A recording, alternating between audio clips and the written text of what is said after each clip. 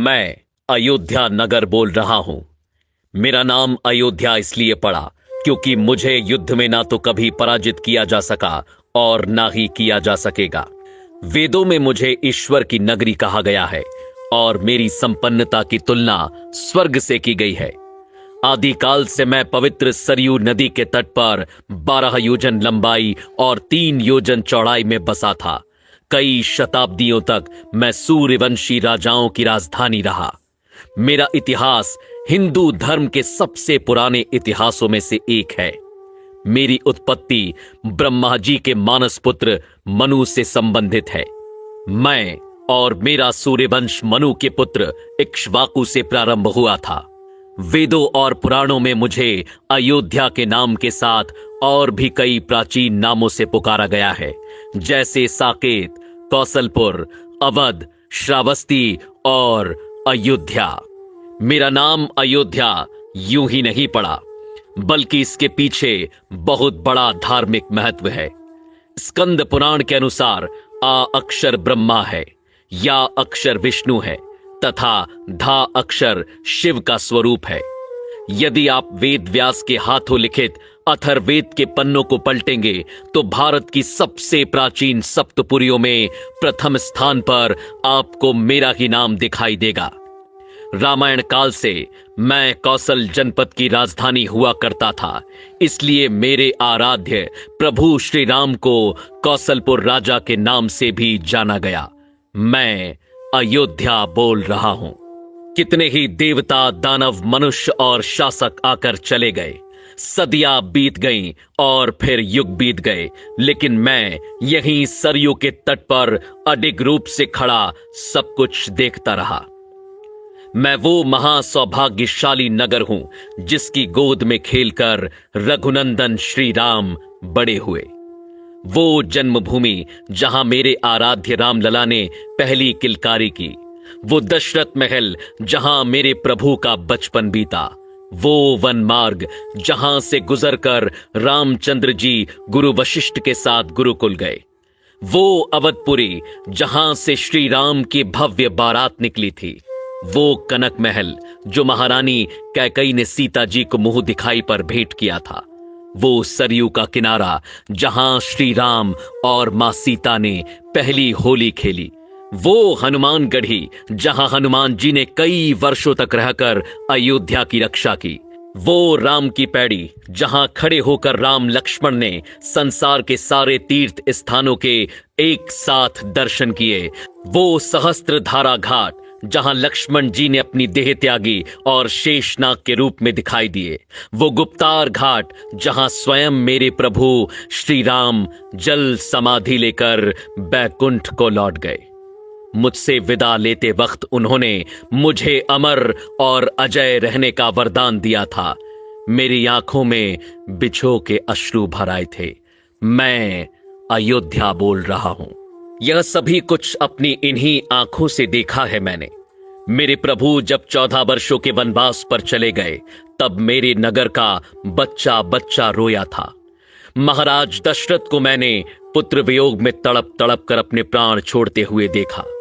मैं वहीं उनके पास ही खड़ा था। सभी रोए, लेकिन मैं फिर भी कमजोर नहीं पड़ा। मुझे विश्वास था कि मेरे कोने कोने को अपनी आभा से प्रकाशित करने वाले प्रभु श्री राम एक दिन लौट कर आएंगे। वह दिन भी आया जब सबके प्राणों से प्यारे श्री राम वनवास से लौट कर आए। उस दिन मेरी भूमि पर महादीपोत्सव मनाया गया था। मेरी शोभा को मानो 4 चांद लग गए।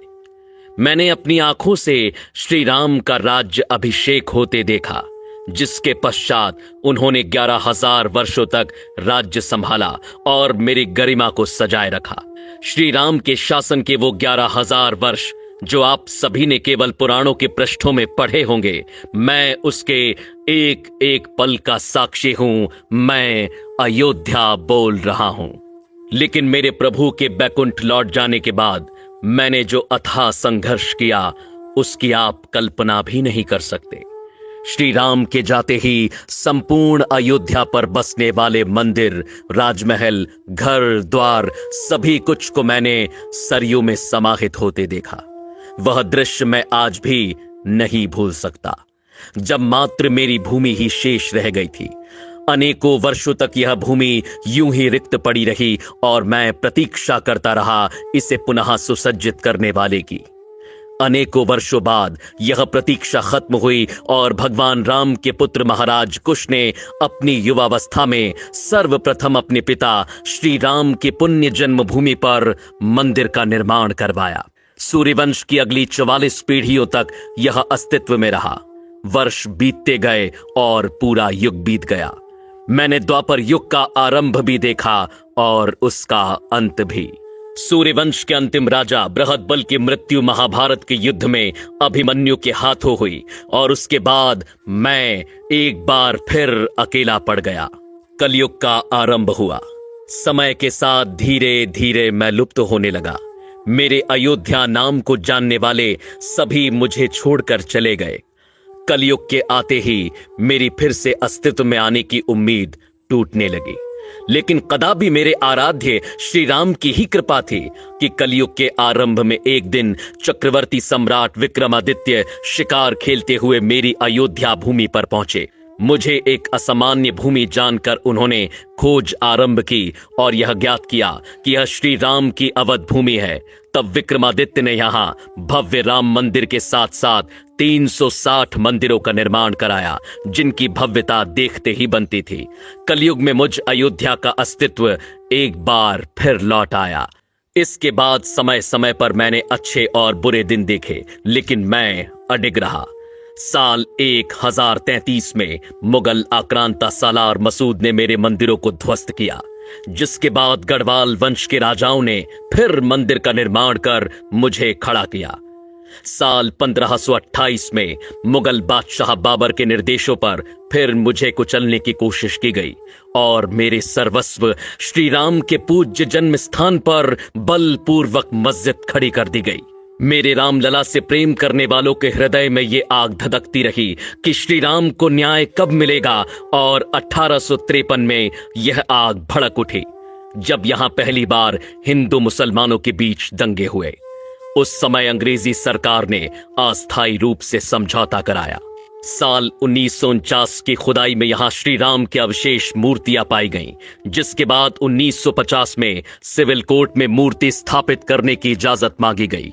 साल 1961 में एक बार फिर मेरी जागती उम्मीदों पर प्रहार हुआ और मेरे आराध्य श्री राम की मूर्तियां हटाने की कोशिश की गई। साल 1984 में विश्व हिंदू परिषद ने मंदिर निर्माण के लिए कमेटी का गठन किया और हिंदुओं को एक छोटी सी विजय के रूप में यहां अपने प्रभु श्री राम की पूजा करने की अनुमति मिली।